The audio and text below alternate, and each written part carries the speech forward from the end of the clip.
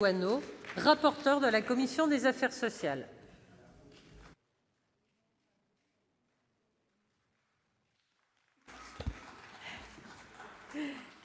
Madame la présidente, madame la ministre, mes chers collègues, notre commission des affaires sociales a examiné le 16 janvier dernier, en application de la procédure de législation en commission, la proposition de loi adoptée à l'Assemblée nationale sur l'initiative du groupe UDI Agir, comme vous venez de le rappeler, et c'était relatif donc à la santé visuelle des personnes âgées hébergées en établissement. L'adoption conforme de ce texte et sa promulgation prochaine ouvriront à l'opticien-lunetier la possibilité d'accomplir dans l'établissement un test de réfraction de l'acuité visuelle du résident ainsi que l'adaptation éventuelle de son équipement optique, deux actes qu'il était jusqu'alors contraint d'effectuer en magasin.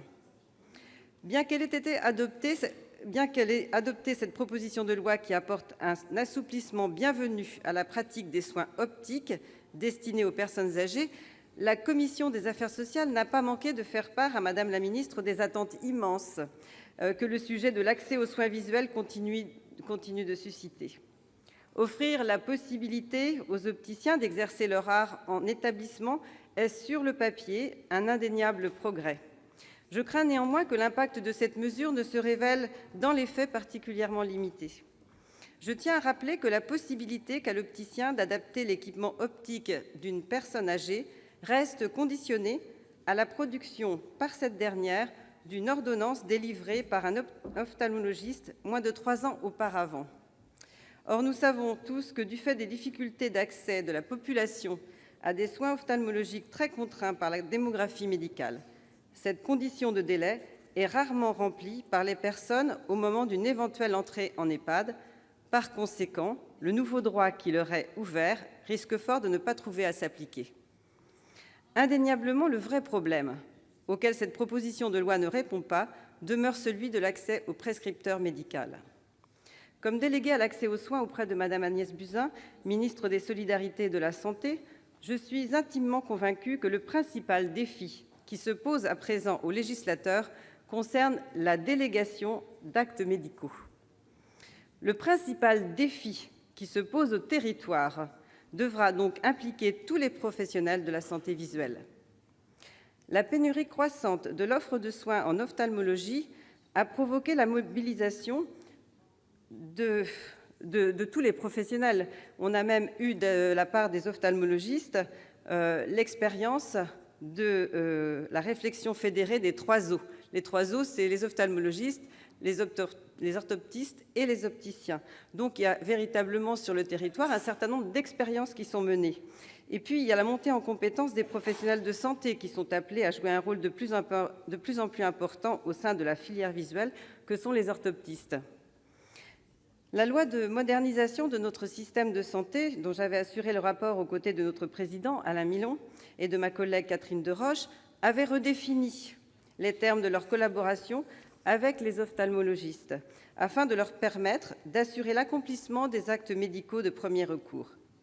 Bien que porteuse d'indéniables progrès, cette loi doit être retravaillée et approfondie, afin que la filière visuelle s'approprie pleinement les possibilités nouvelles, notamment offertes par la télémédecine.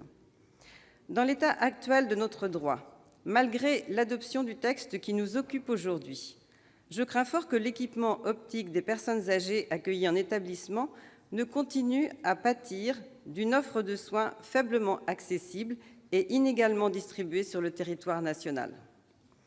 Un autre regret me vient des modifications apportées par l'Assemblée nationale en séance publique au texte initialement conçu par ma collègue députée Agnès Firmin Le Bodo. Alors que son intention première était d'habiliter directement les opticiens à effectuer des opérations de réfraction et d'adaptation en EHPAD, le groupe La République En Marche a décidé d'y ajouter la nécessité d'y avoir été préalablement autorisé par le directeur général de l'ARS. Cette modification risque de compliquer l'accès aux droits. L'argument invoqué par nos collègues députés de la majorité à l'Assemblée nationale avait trait au danger de conventions anticoncurrentielles que les gestionnaires d'EHPAD auraient pu être tentés de signer avec un ou plusieurs opticiens partenaires. Dans la mesure où ces conventions sont déjà incluses dans le contrôle de qualité externe auquel sont obligatoirement soumis les EHPAD depuis la loi relative à l'adaptation de la société au vieillissement, je considère que cette précaution comme superflue. Au lieu de protéger la personne, elle présente au contraire le risque de la priver de l'opportunité portée par le texte. Plusieurs de nos collègues en commission des affaires sociales, auxquels je me joins, se sont également émus de ce que l'adoption d'un texte aussi modeste révélait de l'importance de l'initiative parlementaire.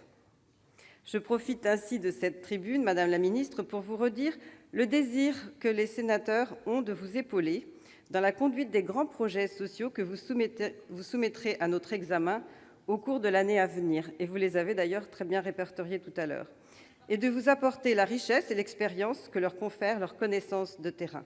Je vous remercie. Merci, Madame la rapporteure. La parole est maintenant à Monsieur Daniel Chassaing pour le groupe Les Indépendants.